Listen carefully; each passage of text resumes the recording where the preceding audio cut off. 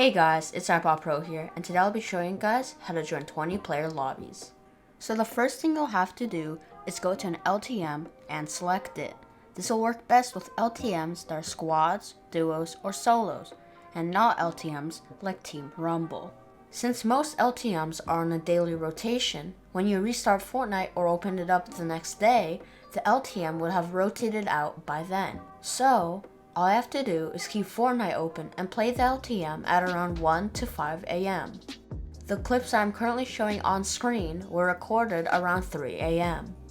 By then, most people have not only logged off, but have closed their Fortnite, meaning they can no longer select that LTM. Due to the much smaller amount of players, the games are generally quicker and usually have a lot less sweaty players. Theoretically, if you're looking to grind wins, this could be a great strategy as long as you're willing to stay up late. So basically, to recap this whole video, if you want to get into 20-player lobbies, all you have to do is queue up for an LTM game mode late into the night, between 1 to 5 a.m.